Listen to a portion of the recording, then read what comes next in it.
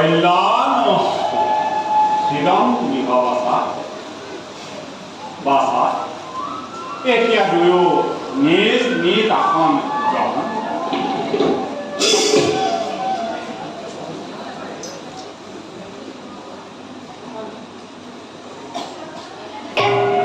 মই শিকোৱা শ্লোকবোৰ তোমালোকৰ মনত আছে নহয়? অন্য ভাষা অন্য বৎসলব তুমি প্ৰথম কোৱাচোন।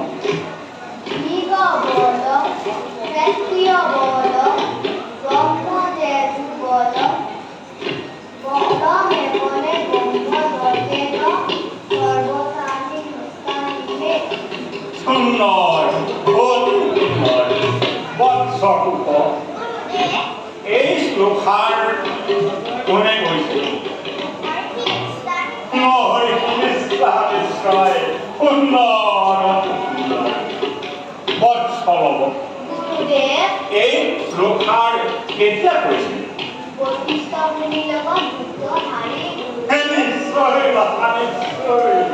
বশিষ্ঠ মুনিৰ লগত যুদ্ধৰ বৎসকুপ এই শ্লোকাৰ ৰামায়ণৰ কোন কাণ্ডৰ কথা? বাল্যকাণ্ডৰ ৰামায়ণৰ কথা। সুন্দৰ তোমালোকে দেখিছো ভালদৰে আয়ত্ত কৰিছা। এতিয়া তোমালোকৰ কিবা প্ৰশ্ন থাকিলে মোক নিঃসংকোচে সুধিব পাৰা।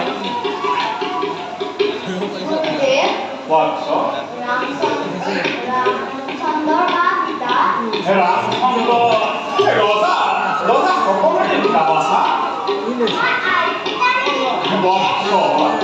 এই বিষয়ে তোমালোকে বাচন পাৰিবা।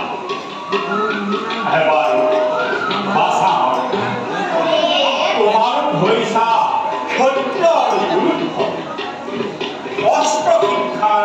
শাস্ত্ৰ শিক্ষাৰ লগে লগে তোমালোক অস্ত্ৰ শিক্ষাটো বাৰ্ধক্য হোৱাটো বাঞ্ছনীয়।